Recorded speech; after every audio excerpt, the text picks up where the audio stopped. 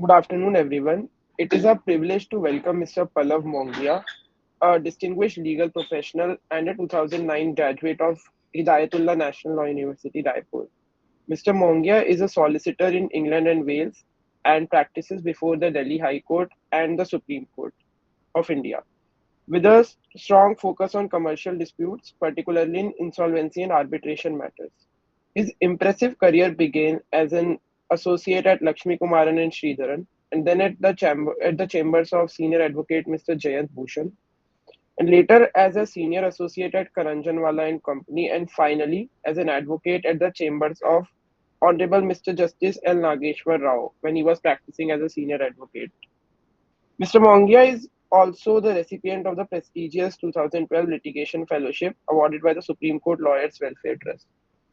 Sir, how would you like to introduce yourself to our viewers?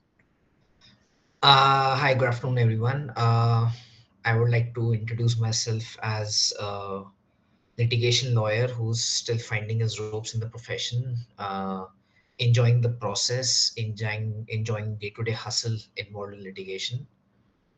Uh, an avid mooter turned arguing counsel, and you know, taking on day by day and taking it forward. Yeah. Sir, could you tell us a bit more about your college life? Like, how was your time at HNLU and what was the most enjoyable experience out there? Time was HNLU was like every college life. It's a wonderful experience, an eye opener, and formative years, obviously.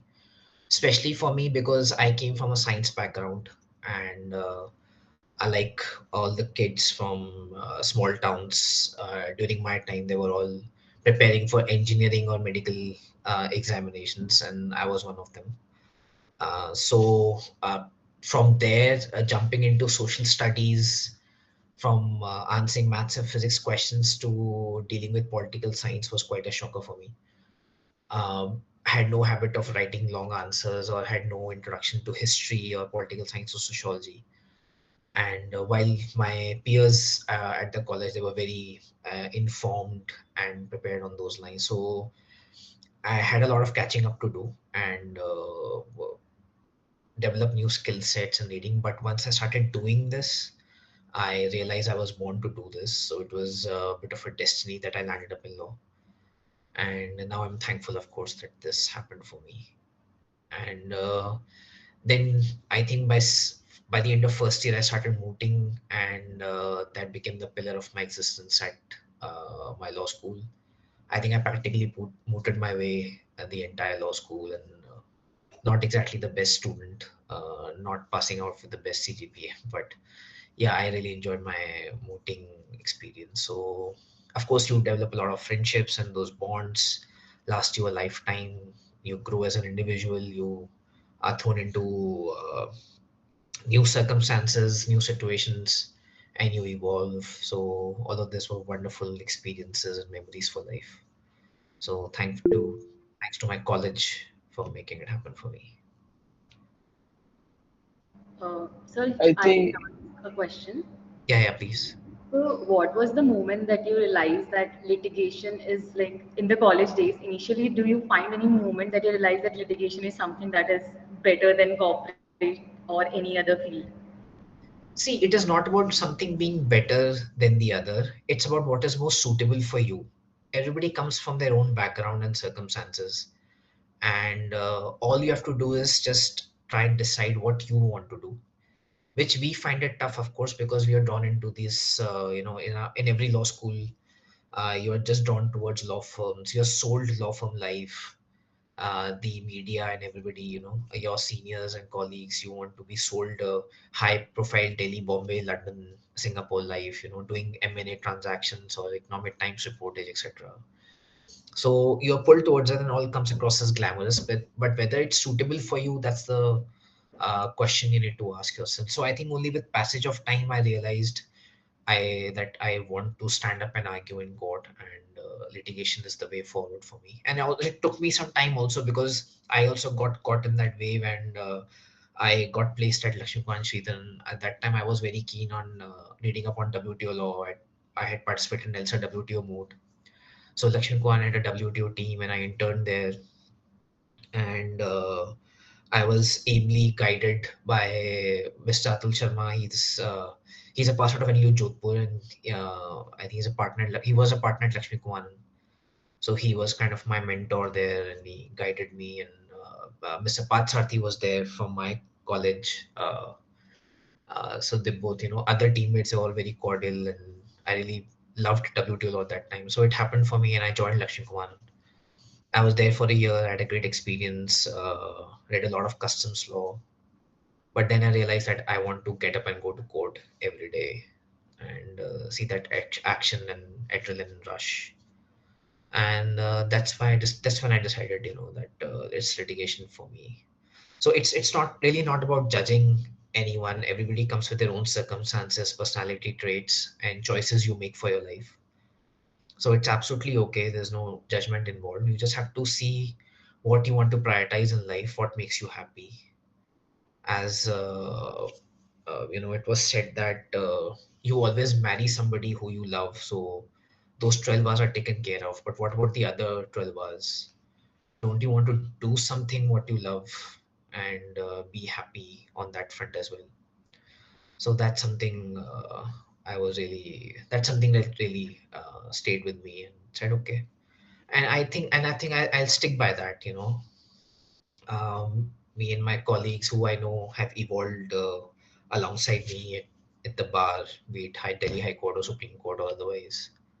I think we all just love law, love arguing, and love cracking. Every brief comes as a puzzle, and you want to crack it. So I think that joy, that process, used to attract me, and that's why I chose litigation for me. And I think that's how you should look at it yourself as well.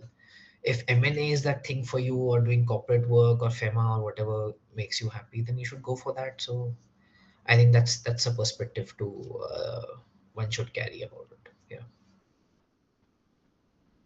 That's a great perspective, sir. Since you also mentioned about your school days, we would like to know what motivated you to pursue law in the first place.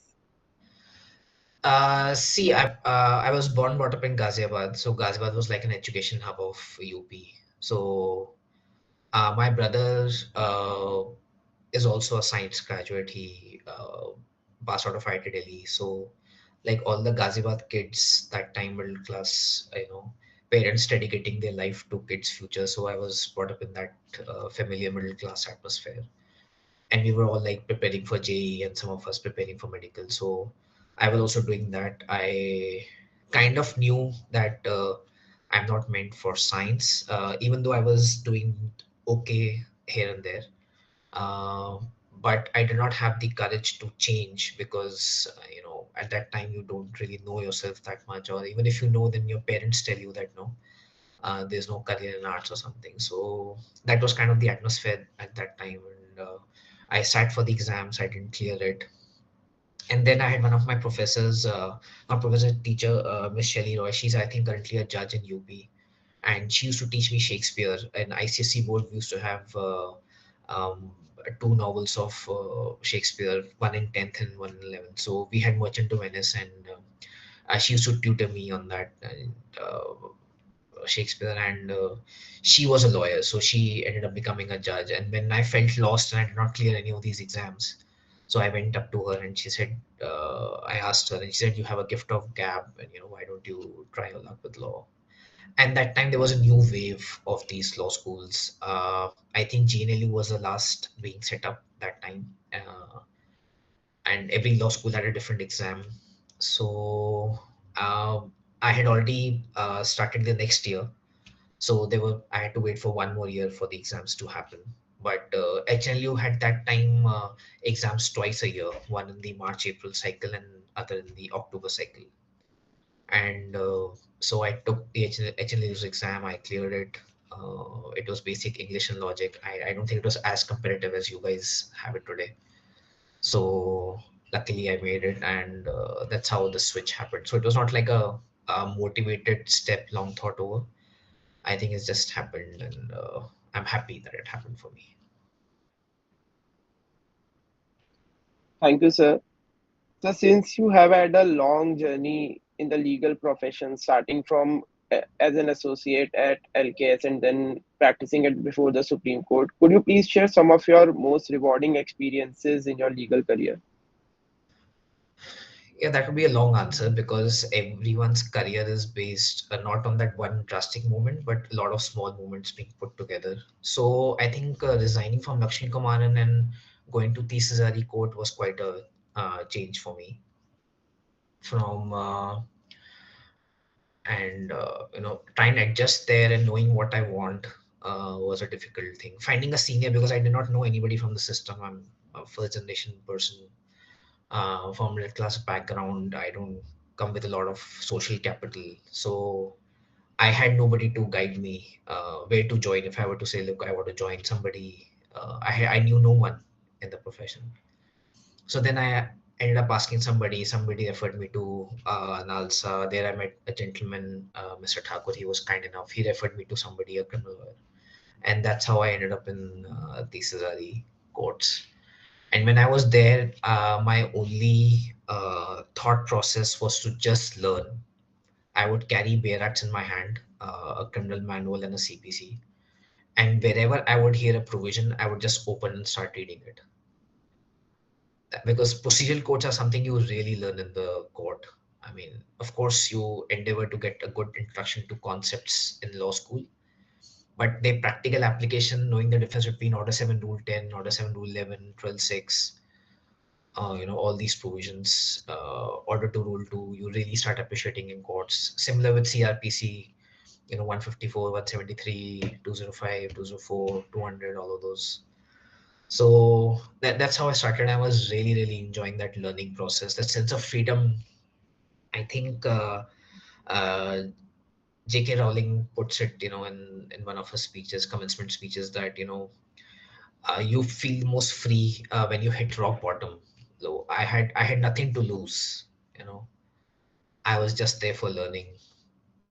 The moment I stepped out of a law firm and I was in trial courts, I had already freed myself from money. So money is not something that makes me happy. That's a decision I made for myself. So if I'm spending time learning the law and watching and growing and getting opportunities, that makes me happy. So I freed myself from that. So there's no expectations. So the only expectation is to just enjoy the process and enjoy what's happening in front of me.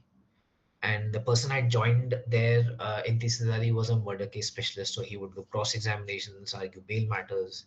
And Delhi has a lot of district courts, and they are pretty far away from each other. So he couldn't be everywhere. One thing I did was I read the briefs inside out. I was a very, very sincere junior there. So slowly, when he realized, I started getting opportunities to argue. My first bail argument was in a murder case in Kakaduma court. So that's a day I would remember because I got relief and I got a bail for somebody who was accused of murder. So those things happened in the process, and during that process, I got a call for interview from a very, very renowned firm. I took the interview, and then I got a call back. They said, why don't you join? And I said, no, I don't want to join because I'd become so happy doing what I was doing. So I think that that realization, that turnaround in my thought process, from being a law firm associate where you are judged on appraisals and money and money that's credited in your account, and staying in South Delhi and going to places and enjoying yourself and swiping your credit card. I mean, that's something we are taught to aspire in law school, but that may not bring happiness for everybody. So from there, shifting to somebody who's in hardcore litigation, doing trial court, going to Tihar jail to interview convicts, and trying to make a defense and doing all of that basic grassroots litigation, I think that's something was quite a turnaround point for me. And from there, moving to high court, then of course winning the lawyers welfare trust scholarship, I think that was a biggest pat on the back and biggest support system, because since I was out from outside the system, didn't have mentors. So once that scholarship happened for me, I was invited into a sort of a group where there were people who were keen to mentor you, guide you, take care of you, tell you what's right, what's wrong, and that you did right with your life by choosing litigation and telling you that good days are ahead. Just hold on and persevere, and you're doing, and winning itself showed that I was doing right all this time. I was not wrong. So I think that was one of the major turnaround points of my life. And then Karanjawala, Justice Nageshwara, then Justice Nageshwara became a judge overnight, and me deciding to set up my own practice that time. So I think that was a major. I think till the independent practice bit, I think that was pretty much the highlight. And then just doing some good cases here and there, getting some opportunities to argue, or getting some clients here and there, small matters, big matters, something. So I think those were all excellent moments, something that kept pushing me.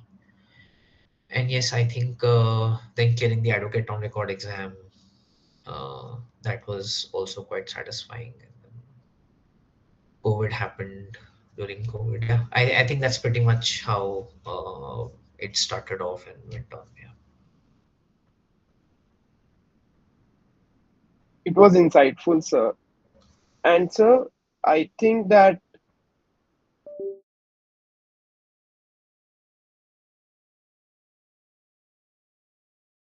under the guidance of any litigating lawyer. So, as law students, what can we do in order to make ourselves turn as good juniors, especially in the corporate setup our law schools are promoting right now? See, it really is not about not as much about you mugging up the procedure codes or reading all the case laws. It's really not about that. Yes, you're an intern in a chamber, and you end up being a good research assistant is great assistance to the chamber. But I think it's less about the aptitude and more about the attitude. You showing eagerness to learn is the most important thing, and keeping your ego outside. So one feedback that I used to receive from senior counsels who are practicing in various high courts is that NLU kids are very, very arrogant. They think they already know a lot. So I think having that kind of attitude really blocks your progress in a chamber. You have to come to a chamber as an empty vessel and say, look, sir, I'm a sponge. I will just absorb everything that you do.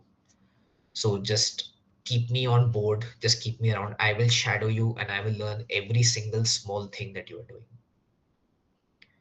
right from time management to living your life as litigation counsel, dealing with clients, asking for fee, getting your bills cleared, maintaining your chamber, dealing with the clerk, dealing with the court staff. Everything is litigation. Arguing is just a small part of it. Drafting is a small part of it.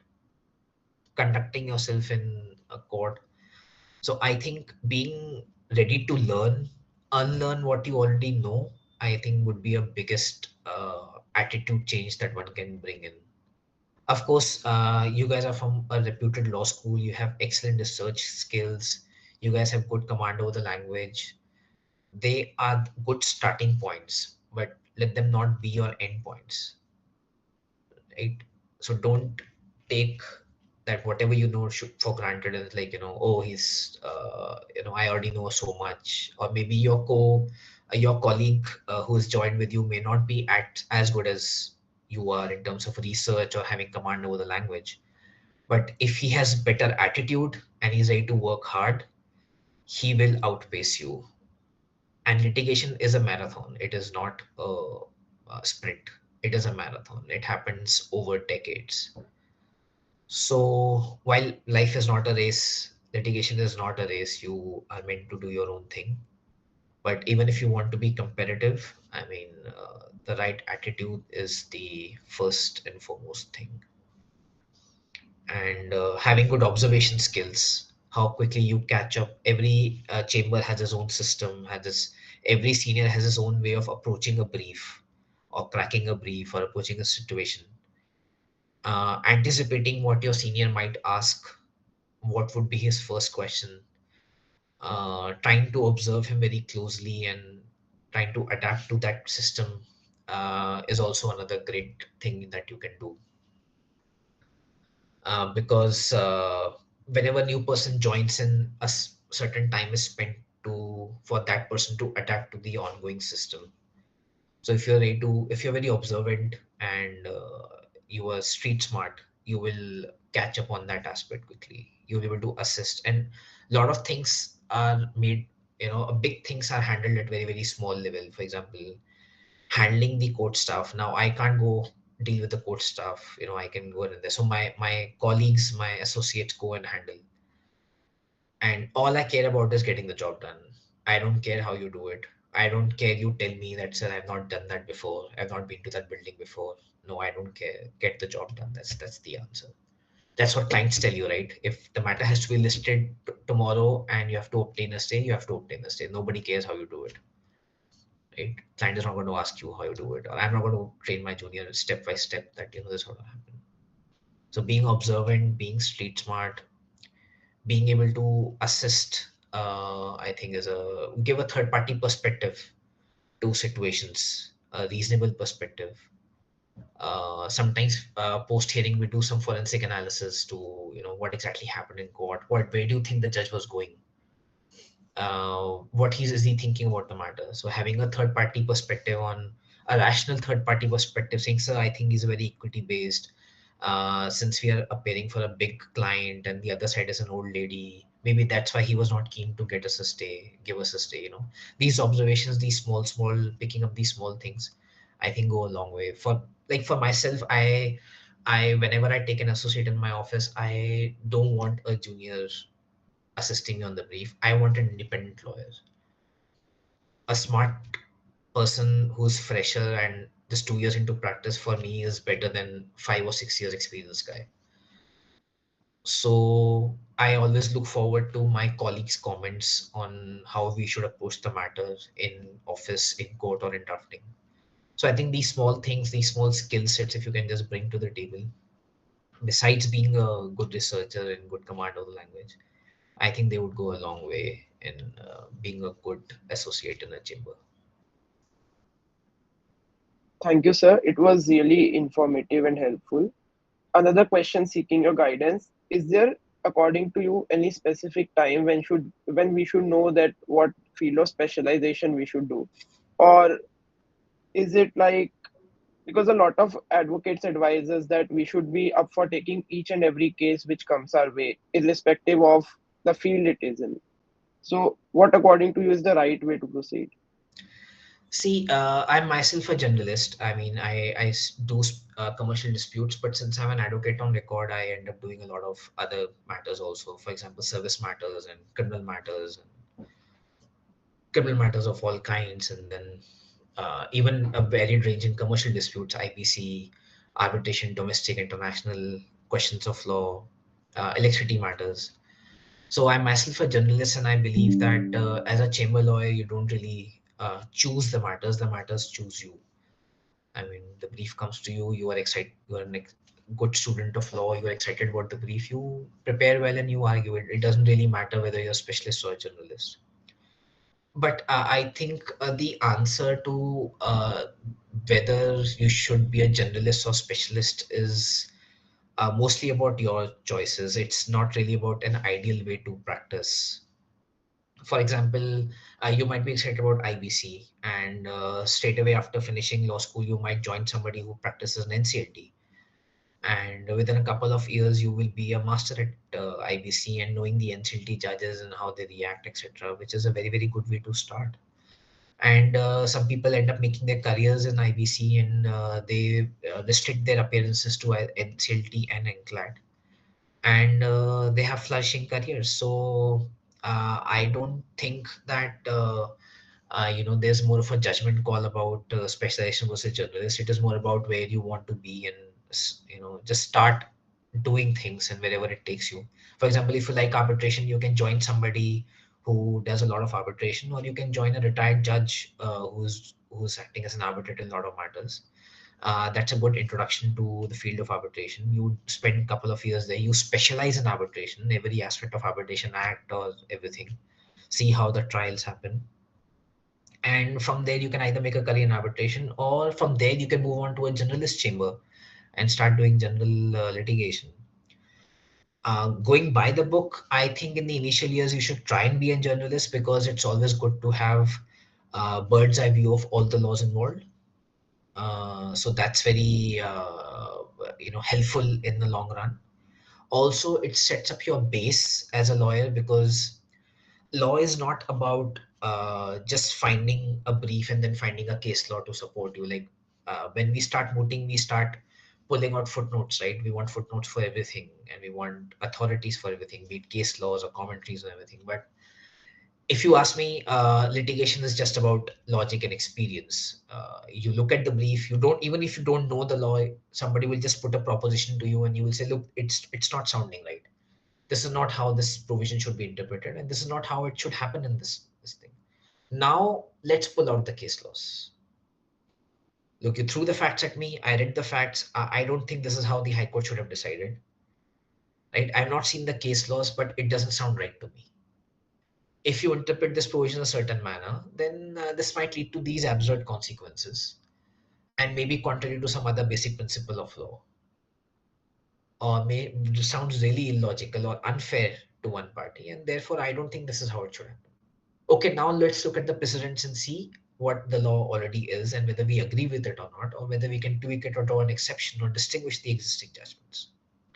So when you are a generalist, you develop that kind of sense. Like you see a lot of senior counsels at the top level. Just Nageshwara was one when he was practicing. Ms. Mukul Sundaram, Hari Salve, of course, and Dr. Singhvi. They practice all kinds of laws. And you don't need to tell them case laws to know what is right and what is wrong. They will just hear the facts maybe in 5 minutes, and they will tell you, you are wrong. You have missed out on something on the brief. You're not telling me something. This does not sound right. This can't be happening. Or a lot of specialists come and brief them, and they say, sir, this is the provision in the Companies Act, and this is how it has been interpreted by NCLT and NCLAT. And they will say, no, this is not right. This can't be. But for that specialist person, NCLAT judgments are the authority on that field, and his perspective or his handling of the case would be drawn by that precedent. But a senior counsel with a lot of experience, or a journalist with a lot of experience, would say, look, this can't be the interpretation. This does not sound right, and these are the consequences that will follow if you allow this, and so on and so forth. So I think being a generalist helps you that, but being a specialist helps you set up your practice very quickly, and helps you get noticed very quickly, and you're able to draw work when you market yourself as a specialist in one particular kind of field. And commercially, it's a very wise decision to do it. So it works both ways. So I would just say that be open to the experience. If you like one particular area of law, just jump into it and see where it takes you. If you want to later on move to a different field, just feel free. I mean, it's nobody's forcing you that after 2 years you have to set up your own shop. Nobody's telling you to do that. Litigation is a long journey, so try and gain as much experience as you can in your internships and in your initial when you're an apprentice to somebody, and then when the time is right, you will know, and you will be able to set up your own chamber after that. So no need to be that eager to decide what I want to do. If you like something, just go for it. It's going to be fine. Thank you, sir. That really clears a lot of things for us. So, since you have been an avid mooter, what do you think the role mooting plays in a law student's life? And any suggestions for us with respect to mooting? See, it's been a lot of time since I moved it, so I'm sure a lot of things change. I might be not correct on most of the things, but how mooting helps is it helps you develop a logical approach to the problem. Like there's a proposition, and you have to crack that puzzle. So first and foremost, you start appreciating the facts. You learn how to appreciate the facts. You learn how crucial a small line here and there is. So your observation skills really develop. You start the mental, the mindset that facts are the most important develops from there. You can't simply just jump into case laws and start pulling out footnotes. So that's the first lesson you draw from mooting. And then structuring your arguments, putting them in a logical ladder and saying, look, this is what I'm starting with. These are the facts. Then these are the propositions I've developed. These are the issues that the court must decide. And then you start, arguing or developing your argument, structuring your memorial on that front. So I think earmarking, separating the issues, because one problem has so many issues, right? So initial tendency when you argue is you start mixing up issues. When you argue one issue, you jurisdiction issue also, you'll start arguing merits and the conduct of parties here and there. So you start separating issues, you start identifying the issues. So that's another skill you develop. And then of course the drafting, and then the arguing, handling questions, reading the room, practicing speaking again and again, uh, not as just a speaker, but more as a conversationalist. It's not about standing up and giving a speech, like sometimes you see in Boston Legal or Suits and everything. It's not about that at all. It's about having a genuine, good, intelligent conversation with somebody about what you believe in, with that person having the power to interrupt you, taking you to the most difficult of stages or difficult of arguments, and then you handling your composure, thinking on your feet, and then arguing with the right proposition. So practicing all of that develops your personality that way and readies you, this thing. So start from the all the bundled information, lot of case laws, commentaries, to after a month of preparation or maybe more, you finish it into a structured memorial and you prepare your arguments. That process helps you grow as a lawyer. And that's how it always starts. A client comes to you, he will tell you confusing facts, he will just go on and start telling you everything. For you to sieve out the relevant facts and give a suggestion that this is the court you should approach with this relief, and then drafting his petition, that's the process you're trying to mirror in a moot court. So I think it really helps you grow as a lawyer. Whether eventually you end up in a law firm or in litigation, that's a different thing, but that's something you do. And similar with article writing also, I mean, just there you're focused solely on writing it out, penning down your thoughts and your analysis. So I think these processes generally help you grow as a lawyer. So my advice to anybody who comes to me is that don't just restrict yourself to cracking the CGPA and topping your class. Also try and delve into either mooting or these kind of activities, so that you grow as a person. And even if you don't want to practice law in future, you want to do something else, always try and engage yourself in these activities, because they help you grow as a person, they make you smarter, they teach you how to handle situations, and they teach you how to represent yourself. You gain in confidence, you become more presentable, and so many soft skills you learn in that entire process. So that would be my suggestion, that yes, that's why you should always moot. And in terms of lessons, so one thing I generally tell people, even when they ask about arguing in courts, is what I just said a while back, that try and focus on having a good conversation. Don't just prepare your speech, because what happens when you prepare your speech is, at the moment somebody asks you a question, you start fumbling, and then you lose the track, and then you lose confidence. So always be ready to argue in form of a speech, that look, this is what the proposition is, this is what the facts happened, and this is what my answer is. And then let somebody interrupt you. If they interrupt you, thank you for the question, this is what my response is. So so I think this is something I keep in mind always. And number two is that this entire process, or keeping a cool head during the situations, is not something that comes naturally, but it's something you train yourself to do. So I think that's also something you should develop on the side, that when you're mooting, also train yourself to remain calm and be yourself. People really come in that panicky stage, or they have that heightened sense of fight or flight response kind of situation when they're standing up and arguing in a quarter final or semi final of a reputed mood.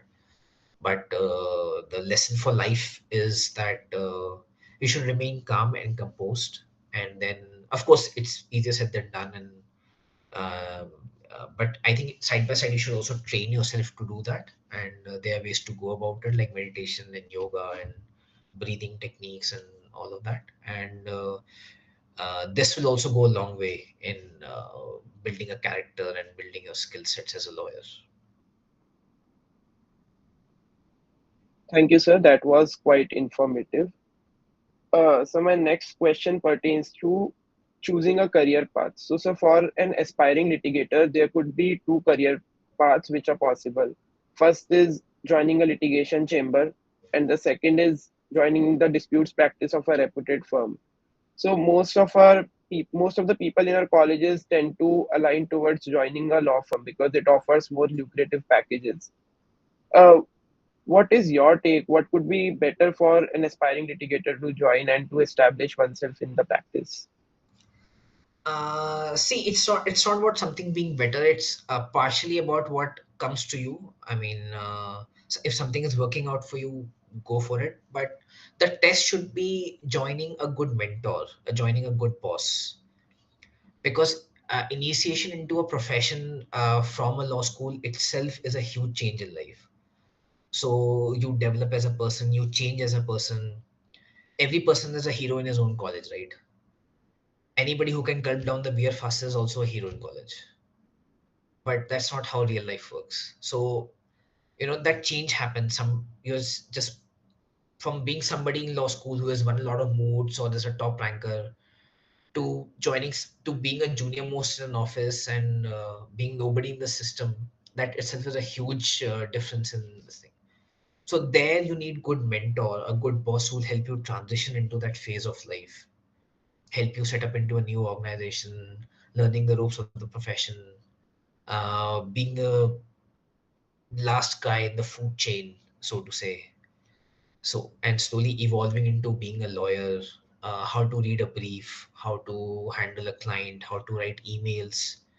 So these are all new skills that you are learning. So the most important point is having a good mentor who gives you good work ethics, who gives you good professional ethics, who tells you that your client, you should go prepared to court, be ready with your brief, read your brief, be responsive, be responsible for your work. I think all of these are you know s- skills and character traits that you should imbibe in yourself when you start your career. So either it's a law firm or a chamber. I think as long as you're with a good boss, I think that there shouldn't be any problem. And when people make these choices about being in a law firm or a chamber, I think partially it is also about where you get the job. It's not that everybody aspires to be in dispute team of India's number one firm, but not everybody gets it. So if you don't get it, then it's not a problem at all. I mean, there's hundreds of good chambers out there, and the learning curve in chambers is very sharp, very your learning, your knowledge base goes geometrically in the chamber, because you most of the chambers you are directly dealing with your seniors, and you are more hands-on with the brief. There's less hierarchy in chambers, so that learning curve is really really steep in a chamber. But what the good parts about joining a law firm dispute team is, number one, you get exposure to many high stakes matters. You learn a lot of soft skills on how to deal with the client, how to deal with the entire team. You end up briefing a lot of seniors, so you observe, you learn how the profession is. You learn on the business side of law a lot of that, and so that exposure is also important. Knowing how things work on the other side is also important. So I would say that wherever you get the opportunity, just go for it. Just try and focus on being with a good person who encourages you, who teaches you, lets you commit mistakes, covers up for you, those kind of things. And as long as with you are with a good person, you are with a good team, I think it's absolutely fine, whether you're in a chamber or a law firm. Thank you, sir. That gave a lot of clarity to all of us. Now, sir, coming on to litigation as a career option. So, most of the students in their first year are very eager about pursuing litigation or exploring other avenues of law. But as time passes and as peer pressure kicks in, most of the students are turned towards the corporate side of law. This has been happening in the law schools and in all the NLUs in India. So, sir, what do you think we could do to keep the fire within ourselves alive, especially in the light of hard work litigation requires, especially for a first gen advocate? See, what you can see, it is of course difficult to keep the fire alive when everybody around is going somewhere else, trying to decide that, look, I'm not going to go this way, I'm going to go that way. Especially something which is not financially rewarding in the initial days, and no working hours, tough life and all of that. So I think one way to go about it would be to do good internships and having good exposure and experience, and to be making that choice of litigation after you have seen it with your own eyes and you have convinced yourself that yes, this is the life I want for myself. I want to be doing this thing. I want to be coming at 9 in the morning, have that adrenaline rush of rushing to one court to another, having those moments of, some assisting my senior in the arguments or myself arguing in court, and rejoicing in the victories and small victories and taking in your stride the losses, and telling yourself, I enjoy this, or cracking a brief like a puzzle, pulling out cases in the last minute which will turn around the fate of the case, things like that. So do your internships well, do it in good chambers, get various kinds of experience, and then convincing yourself, look, this is for these reasons I want to do litigation. I want to be standing in the court and arguing tomorrow. So that's why I want to be in litigation, not go for a career in corporate firm. So I think having that conviction within yourself would really help you. And a lot of people, I think, end up doing is they end up doing long internships in chambers even before they finish law school. So I think if you're busy there, you're growing, and a growth in litigation happens at a very intellectual level. In a law firm, a growth is judged by appraisals, bonuses, reviews from your bosses, increase in salary, and all of that, and associate and senior associate, and all those kind of laurels are given to you. But in litigation chamber, a growth is measured by your intellectual growth, your ability to command in the brief, your ability to assist your senior or coming up with a good draft, or your ability to handle the judge when the senior is not there, or arguing the brief yourself. This is how you judge growth in a chamber. So when you're in a long internship, you see yourself growing. You may not be able to handle a bail in a murder case when you entered the chamber, but maybe 6 months later, 6 months of internship, and you have CRPC on your command, and like a back of your hand, and you're drafting bail matters in rape or murder case. And that joy and that confidence, that sense of confidence that you will be carrying with yourself would be just amazing. I think that's something that is true not only at your stage but even at my stage.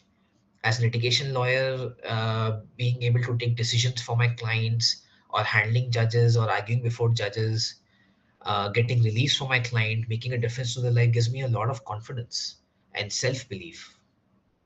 So I don't need approvals from somebody else to know whether I'm a good lawyer or not. I don't need appraisals. I don't need a 10% increase in my income to know whether I'm a good lawyer or not.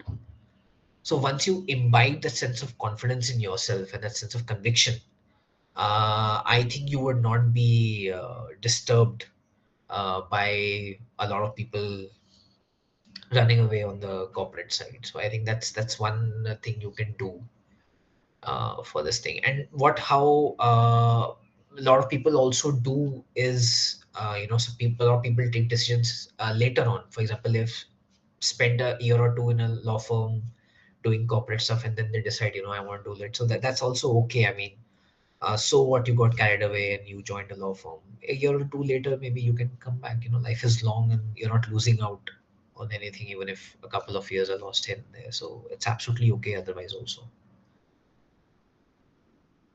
Speaking of internships, sir, internships do play a very key role in all of our lives as a lawyer. So, what qualities do you look for in a fresher when you are accepting him as your intern or an employee? And how do you think these qualities could be inculcated in law school? I think these are more of a personal traits, but what I look for is a sense of responsibility an intern is ready to take, and a sense of participation he has towards the chamber. If he just is here to get a certificate and just do his bit from 9 to 5 and leave at 5 o'clock without caring what kind of matters are there tomorrow, or whether a sir needs assistance in one matter, or can I do some research input, if is there, then it's okay. I mean, he'll just come, he'll do his work, and he'll go away at 5. But there are interns who stay back in the chamber even after 5 or 6 o'clock, and they're with the associates, and they feel a sense of responsibility towards assisting in the briefs, and they show interest. They come to me and they say, look sir, I want some work, I don't have work, what are your matters tomorrow, can I assist you in something for tomorrow, or something you're drafting. So I really get happy knowing somebody's taking that initiative, and then turning back around and reverting. For example, if somebody's leaving at 8 o'clock and I say, look, why don't you research this and work from home and send it to me whenever you find something. So there are people who will not revert to me, and I'm like, okay, fine, it's okay. But there are people who will send me an email at 12 o'clock in the night. Look, sir, I look for this, and these are my research inputs, and I'm available for a call. If you still have doubts, just let me know. I'm happy to answer back. So that shows a sense of responsibility, that look, I gave him some responsibility, and he's not running away or ducking away from it. He's going to pretend ignorance tomorrow, and he's going to not come up with say, look, sir, I didn't find anything. I tried. That's why I didn't revert to you. Even if you don't find something, send me an email or a WhatsApp saying, sir, I did look for something, I'm finding this, but I'm not finding the exact proposition that you're looking for, but I'm still available. If you want me to look for something, I'm still there. Just a small message goes a long way. It's okay if you didn't find something which I was asking for. It's absolutely okay. But to just come back to me and saying that, sir, I'm available and I'm there and I did what you asked me to do, that enough goes a long way. I think that sense of initiation and enthusiasm that one shows in the chamber, I think really works. And in fact, I recall a couple of students from NLU Jodhpur. They were, I think, fourth, fifth years, and they were like really good. So they were so just involved in matters in the chamber that they ended up drafting petitions for me, and they did a fantastic job with those petitions. And I think one of them involved a constitutional challenge to some regulations, and they did a fantastic job with assisting the chamber. So that when that happens, then you develop a sense of bonding with them. Then you want to help those kids out. You want to say, look, I know he's a bright kid, he's hardworking, so whatever help you need from my end, I'm available. That enthusiasm and that sense of participation in the process goes a really long way in making your senior comfortable, and even in your own career. So I think that's one small, not small, I think one of the biggest traits I look for in an intern or a fresher. Thank you, sir. Your insights would be really helpful for all of us during our internships. So, speaking of being dual qualified, and since you are also a solicitor in England and Wales, how can one pursue dual qualification as a solicitor? And what are the career prospects of being dual qualified and how it benefits a legal career in India and abroad? See, the process of becoming a solicitor is clearing the SQE exams. So they have the solicitor qualification exams. I think they have 13 or 14 subjects. It's divided into two exams. One is SQE1, second is SQE2. SQE1 is a MCQ based paper, and SQE2 is more subjective. I think I did not take up the SQE2 exam because I was given the exemption because of my experience. I only sat for the SQE1 exam, which was the MCQ based exam, and it happens all across centers in India, right from Delhi, Hyderabad, Mumbai, Noida. A lot of centers all across the country. So you don't have to travel to UK to take this exam. You can be very much here and take the exam. And a lot of them, a lot of tutorial institutions are there who give you coaching for the exam. I did not take those. I don't have a comment on that. I just bought the books. So there are a couple of tutorials who have material to study from. So I just bought the books from one of those centers, and they were couriered to me from London. And I just studied those books, and I ended up taking the exam. So it's a very so that way it's not that painful a process that you have to travel or do something. No, you can just sit here and take the exam. So that's how you take up the SQE1 exam. And for the SQE2, I sought an exemption, which I got. And that was based on just me showing that I have some experience and I argue and all of that. So that worked out for me that way. And in terms of career prospects, so it's just been a year since I became a solicitor. So even I don't know what all possibilities are there for me. I think a lot of difference would come in at what stage you take the exam. So my purport of taking the exam, my purpose for taking the exam was completely different. But usually people take the exam when they are 1 or 2 years into the profession, and a lot of them are those who want to work outside India, either London or Singapore or Dubai. And that goes a long way, that qualification, because a lot of international disputes are based on English law, and English law has really evolved in terms of, especially various, like for example, torts in India. I don't think torts is that much evolved as it is in England. And criminal laws, trust, equity, and all of that. So once you have an English qualification, I think you just end up uh, gaining a lot of knowledge, and you end up becoming a better lawyer than you were before taking the exam. So I took it for that perspective. I just took it to gain knowledge and becoming a better lawyer.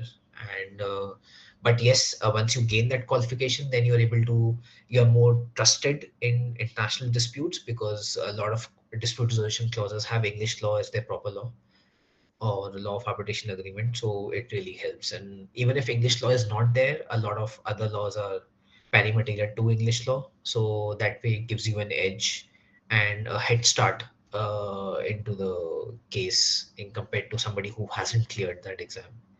So that way it's very useful. And of course, a lot of law firms, when they are taking in associates, they put up condition that we want only solicitors who are eligible to practice in UK, etc., etc. So London, or others things. So that way it really helps in terms of finding a job prospect in outside India.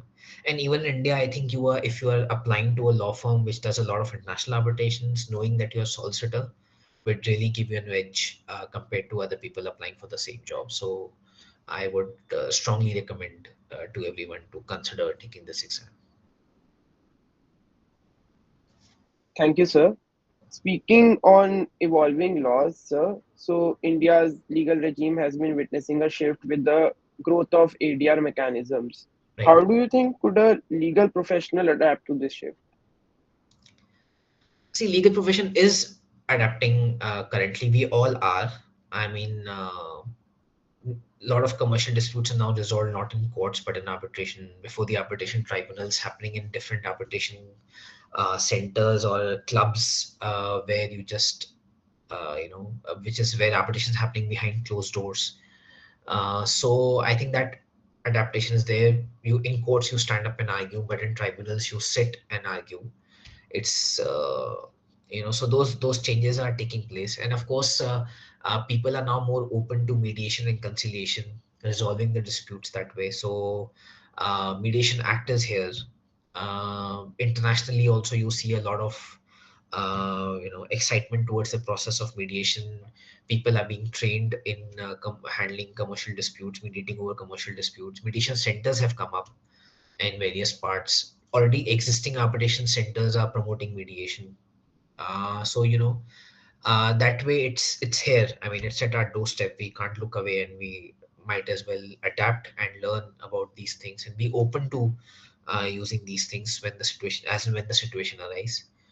So, I mean, that's there. And number two, of course, the arbitration law is evolving. Side by side, you see judgments on Section 11s and 34s and 37s and 48s coming in every other day. So law is evolving on that front. So just keeping yourself abreast of these developments itself would go a long way in preparing you for the ADR side of practice. And then these disputes, when they happen or when that process happens, and a leg of it will come to courts, and then if you are aware of the law, then you're able to handle it, have the right perspective towards it.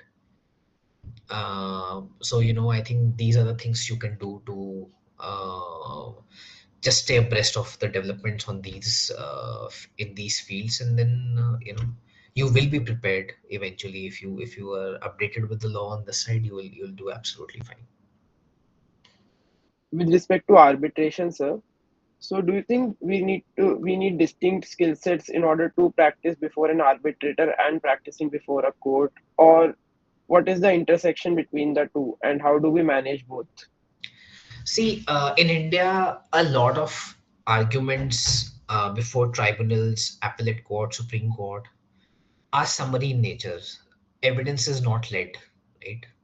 For example, in IBC proceedings before the NCLT, you don't lead evidence. You just file affidavits and you argue it out on documents, etc., etc. So those kind of things happen.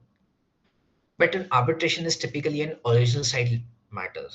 It's a trial where oral evidence is led, a cross examination happens. So if you're looking at evolving a career in arbitration or becoming an arbitration practitioner, I think having experience or mindset to learn the original side litigation is most important.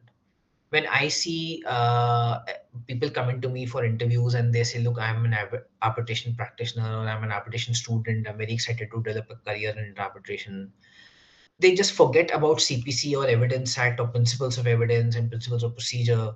They are just too stuck up on concepts of arbitration, some international random concept of arbitration, some case law by some Swiss court and those doctrines and all of that. I mean, they are all excellent things to do, but don't forget that arbitration is just a mechanism, it's a process. End of the day, it's a dispute between two parties based on some kind of a transaction, and it's a trial that is going to take place. So knowing basic trial advocacy is actually doing arbitration. You can't just be a random person who has been arguing before high courts or Supreme Court and say, "Look, I'm an arbitration counsel because I did some section 11 petitions." No, that does not make you an arbitration counsel. Your ability to conduct trial in an arbitration, it makes you an arbitration counsel. So my advice to anybody who comes to me, the young lawyers or law students, I say, don't think that CPC and Evidence Act is redundant. Those principles are very much there. They will always be relevant for conducting a trial because they are basic principles of how a truth is to be elicited in a trial, how a pleading is to be drafted. Something you have to say, you say orally. Something you have to put document for, you put the document.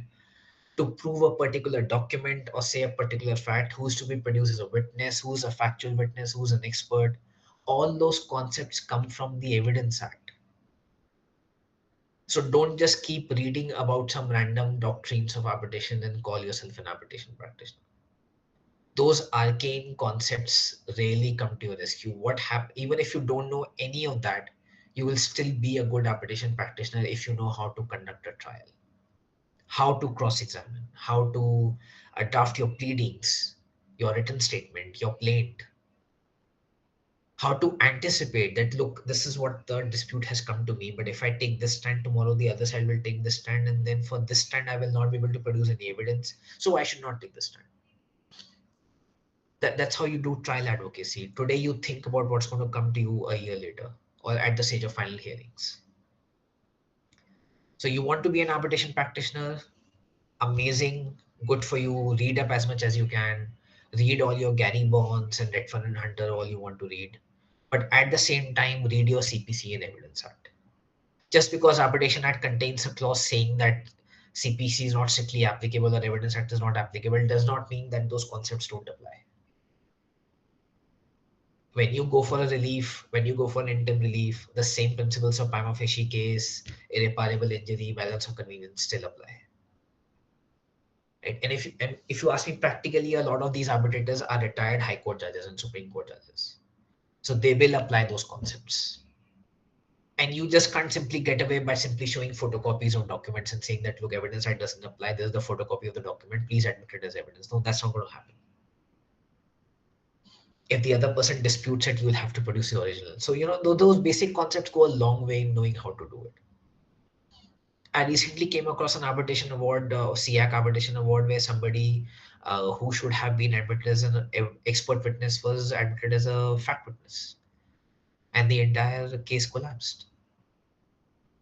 So these small things which only a trial advocate would know, or when somebody who has done trial advocacy or somebody knows how to conduct a trial will know all these things. So my advice is learn both sides. Uh, take command over your concepts of CPC and Evidence Act. Don't ignore them, and see how trials are happening. Learn all these things come with experience, with time. You have to develop instincts for these things. So expose yourself to these things, and at the same time do your reading about seat versus venue, proper law, section 34 case laws, and 48 case laws, be it Lal Mahal judgment, all of that. So all of these all together make you a good arbitration counsel. So my suggestion would be to keep both things hand in hand to become a good arbitration lawyer. Thank you, sir. Your advice and suggestions would go a long way in assisting us in our legal profession. This also brings us to the end of our questions. So, if anyone in the meeting has any questions to ask you, sir, please feel free to ask.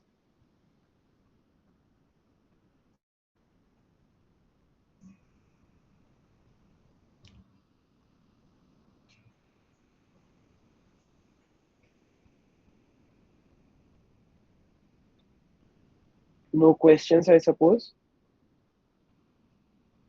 Yeah, I'm happy to answer anybody has, or if after this interview you want to reach out to me, I'm always there. One suggestion I would just give is that there is no set path to doing litigation or succeeding as a litigation counsel. Everybody has their own way of succeeding. Some people start at Supreme Court, they never step down to high courts, and they have been very good lawyers. So some people do that. Some people start at high court, some people start at trial court. So just do your thing. Wherever you get an opportunity, you get a good mentor, just start practicing. A lot of people want to come to either Delhi or Bombay to practice. I don't encourage that, because especially for somebody who's a first generation lawyer who does not come from a family of good social capital, I think they should start at their home high court, gain some basic sense of confidence, learn the procedure, and then after that, if they are not happy or they want to go to Delhi or Bombay, they should do that. So I'm happy to get in touch with anybody or speak to anybody who has some questions about litigation.